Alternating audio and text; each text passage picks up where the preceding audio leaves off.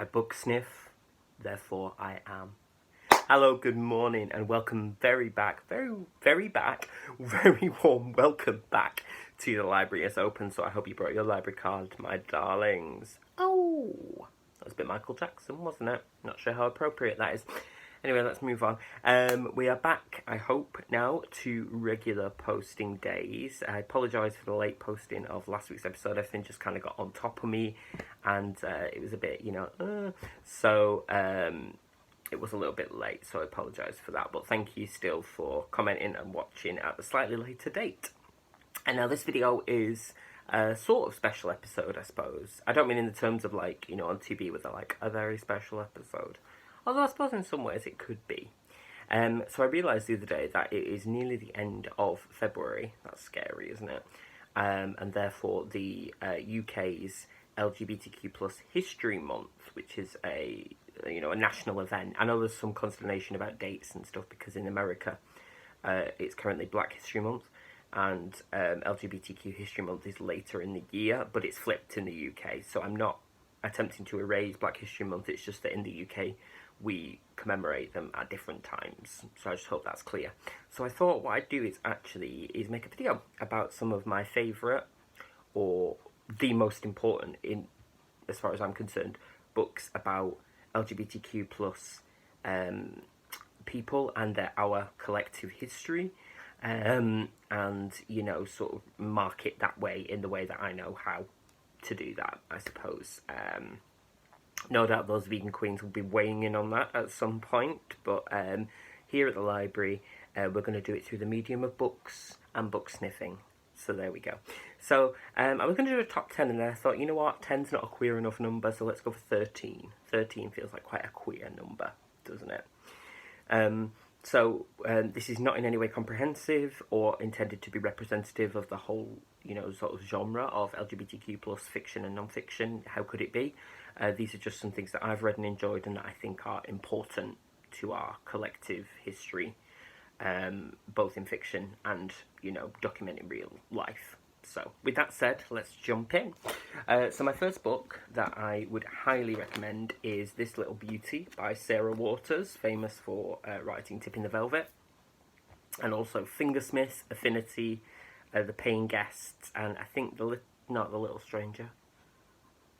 Something about a stranger, there's another one as well. I've read them all, so that's a bit shameful, isn't it?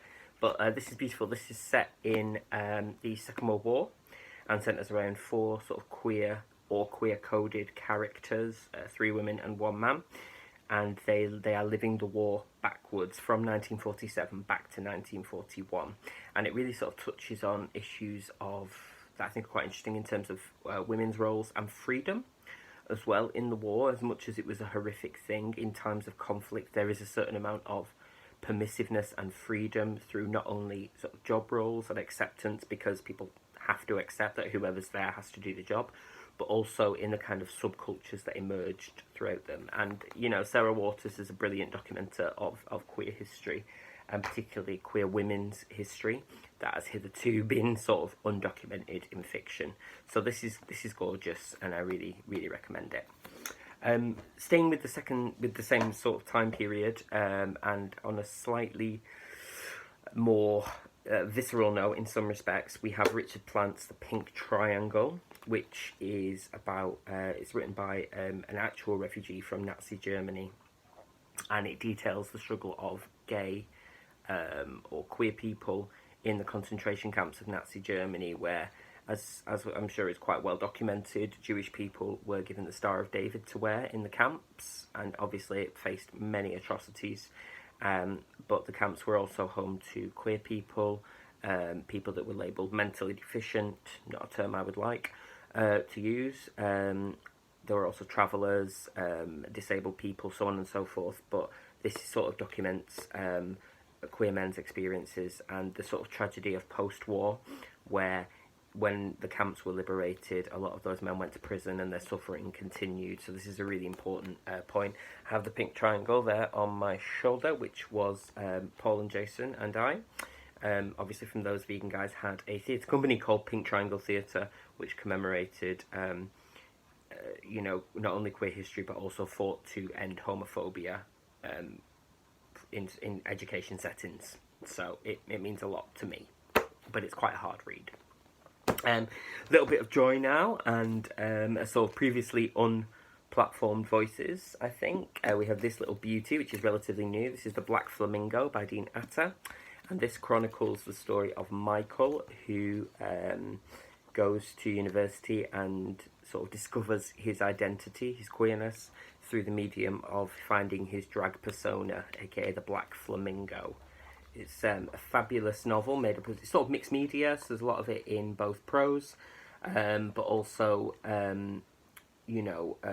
rhyming couplets and, text messages, pictures. It's very sort of beautifully done, and it's really important, I think, as well, to chronicle the queer black experience as much as we do the queer white experience, because intersectionality is so important and we have to recognise people's individual journeys. But this is really joyful and uplifting and very suitable for young people who maybe want to know more about it or are exploring their own identities. So there's that.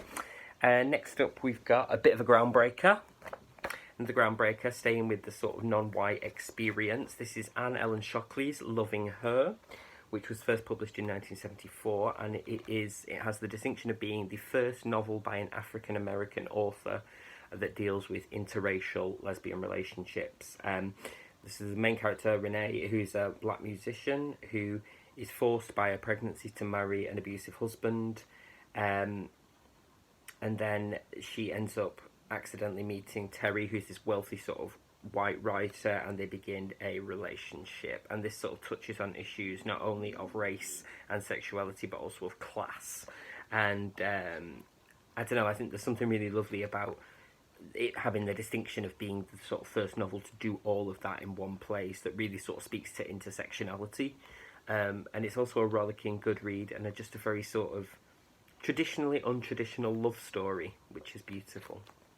Next up, we have another non-fic, which is, I'm sure a lot of people are familiar with Pride, the movie, the UK movie, which is the story of how lesbian and gay, at the time as they were described, community came to support the miners under Thatcher during the miners' strikes.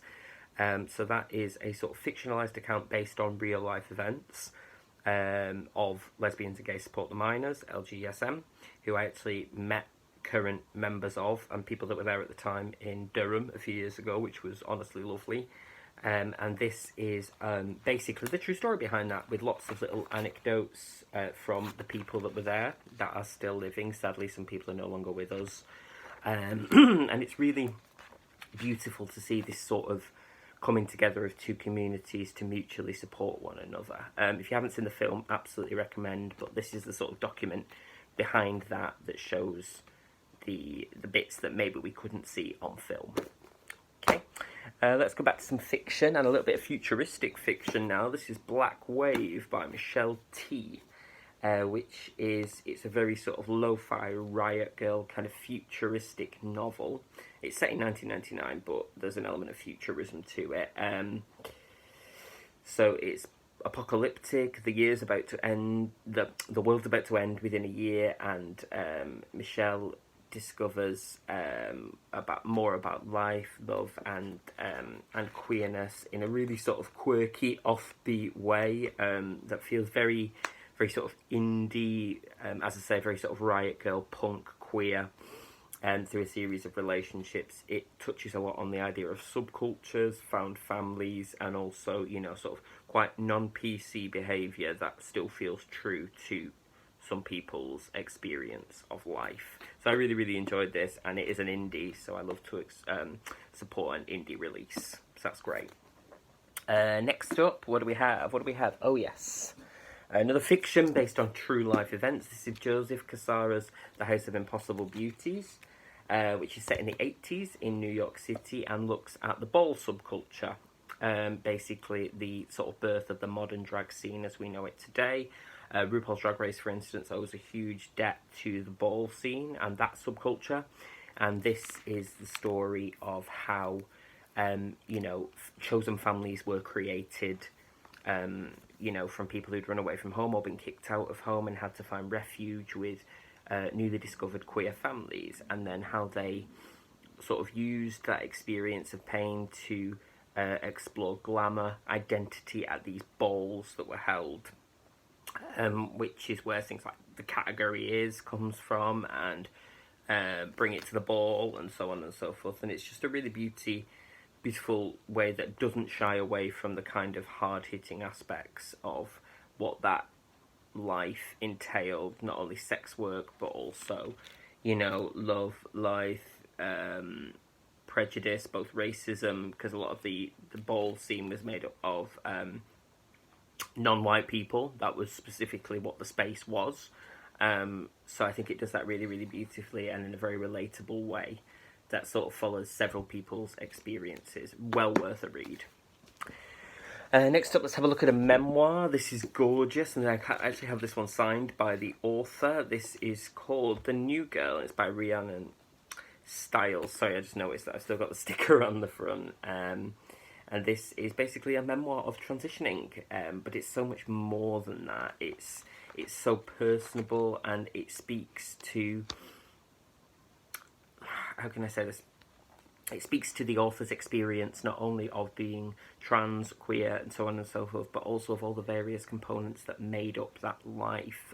It tackles the intersection between drag and trans identity, which is, you know, can often get quite confused, and really does some sort of clarity there. And it's really personable. You really sort of feel immersed in Rhiannon's world, and, you know, she's very frank and candid about mental health and so on and so forth, but in an ultimately uplifting way that really sort of speaks to what that moment of discovery is. It's a beautiful book, and look at the beautiful cover. That outfit is gorge.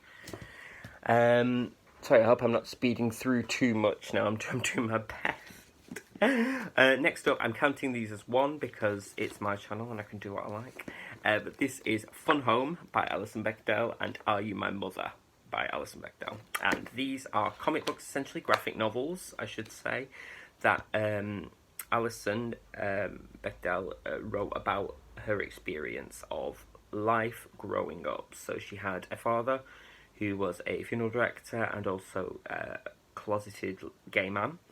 And it's about her discovery of her own sexuality and how they kind of rubbed up against one another, emotionally speaking, so to speak.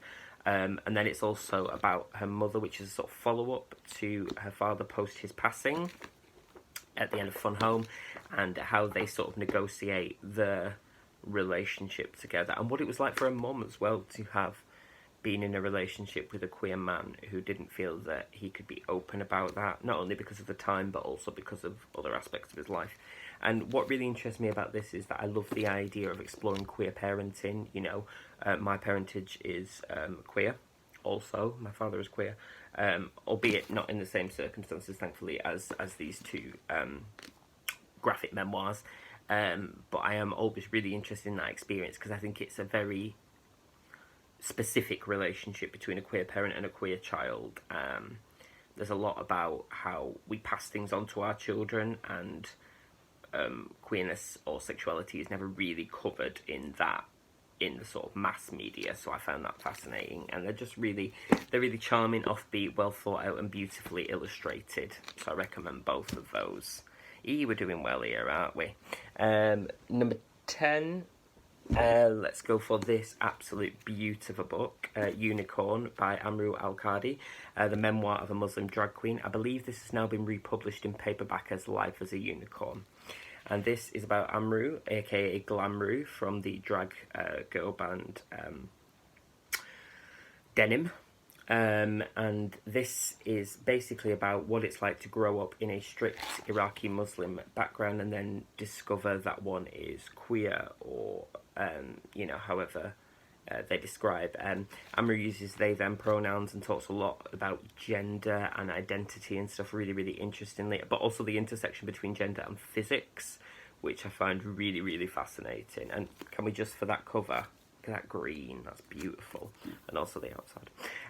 But they also talk a lot about the class structure and adjusting to British society as well, in terms of Amru went to Eton, and then onto university. And it really sort of speaks to, you know, individual experience, but also manages to speak to the true sense of all of us, no matter what our identity is. So fascinating, and really important to get these messages, particularly Muslim or Iraqi voices, not Iraq specifically, but non-white voices, again, out there in the community. We need to hear these experiences because they haven't been told. Okay, moving on to the last couple now. This is an interesting one. This is very much in the realm of non-fiction. It's also almost in the form of essays. This is called Fabulous, The Rise of the Beautiful Eccentric by Madison Moore. And this looks at, it's an exploration of what fabulous really means, what it means to be fabulous, through looking at style, fashion, drag, creativity, and so on and so forth, and how they can be politicised. Now, although it's not strictly speaking necessarily exclusively queer, I do think fabulous is an adjective that we apply a lot across the board, particularly when we're dealing with queer properties, artwork, drag, and so on and so forth. So in many ways, it is very much a queer document, even if it's not embodied queerness. And so, you know, we sort of look at nightlife, fashion, DJing, music, performance art, and so on and so forth, and really sort of interrogates what it means to be, as the subtitle says, the beautiful eccentric. It's almost a sort of counterculture, isn't it? Because it's not highbrow culture, as it were. I hate the word highbrow. So, and this is a sort of, it's almost academic, but it's still very, very accessible and very important, I think, to look at what queerness looks like in the wider cultural sense. And this one is absolutely stunning, and this is really appropriate for children as well, which is lovely. This is Pansy Boy by Paul Harfleet, and this is a book about a young boy who loves flowers, basically, and is sort of coded as queer, although it's never made that explicit throughout the book.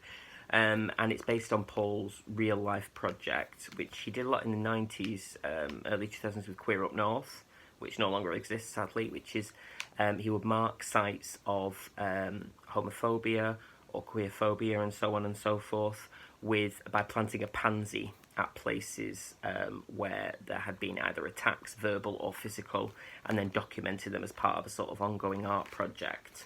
This is a sort of artwork. It's beautiful. And it really sort of speaks, as I say, to children and young people, as well as adults. It's written in verse, and then provides a bit of context for the work that Paul does. If you can, do check out the Pansy Project. I'll link that below, or rather the artist, Paul Harfleet. But I think this is a really, really lovely way to start exploring those themes in a non-sort of confrontational or overly explicit way, and I think that's so important.